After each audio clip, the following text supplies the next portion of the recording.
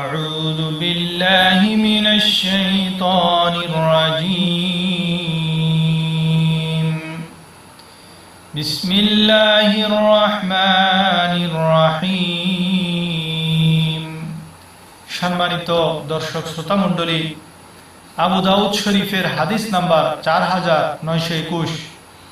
এই হাদিস শরীফে দেখা যায় প্রিয় নবী করিম সাল্লাল্লাহু আলাইহি ওয়াসাল্লাম ইরশাদ করেন, তিনটি স্থানে মিথ্যা কথা বলা জায়েজ। নাম্বার 1, স্বামী তার স্ত্রীকে খুশি করার জন্য মিথ্যা বলা জায়েজ। উলামায়ে কেরাম এই হাদিসের ব্যাখ্যায় লিখেন যে স্ত্রীরা জেদি হয়ে থাকে। এখন আপনি যদি স্ত্রী কোনো কিছু আবদার করে আর আপনি তা না করার এরাদা করেন, তখন যদি সাথে সাথে বলে দেন যে আপনি বউয়ের সে আবদার পূরণ করবেন না, তখন বউ হতে পারে ঘরে অশান্তি সৃষ্টি করতে পারে। তাই এই ক্ষেত্রে স্ত্রীকে ঠান্ডা রাখার জন্য আপনি বলে দিলেন, ঠিক আছে, করে দিব ইনশাআল্লাহ। স্ত্রী যদি বলে আমাকে আকাশের চাঁদটা এনে দাও, তখনও আপনি বলতে পারেন ইনশাআল্লাহ আমি যত দ্রুত সম্ভব তোমার জন্য চাঁদ এনে দেব।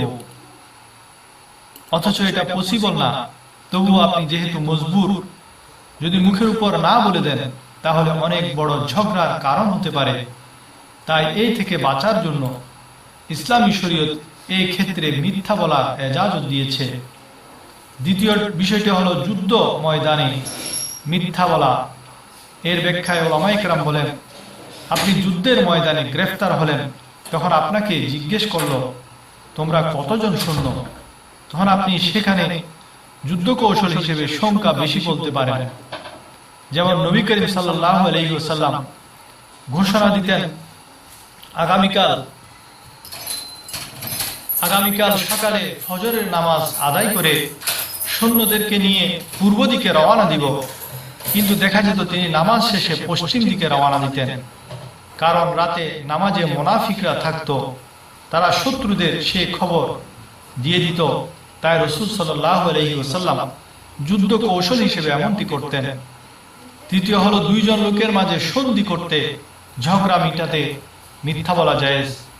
যেমন আপনার দুই প্রতিবেশী ঝগড়া করে একে অপরের মুখ পর্যন্ত দেখে না, তখন আপনি একজন প্রতিবেশীকে গিয়ে বললেন যে তুমি ওর সাথে কথা বলো না, অথচ দেখলাম সে তোমার খুব প্রশংসা করছে, তুমি যে তার অনেক ভালো প্রতিবেশী সেটা সে স্বীকার করেছে, কিন্তু এখন তুমি যে তার সাথে কথা বলছো না তাতে সে খুবই দুঃখিত।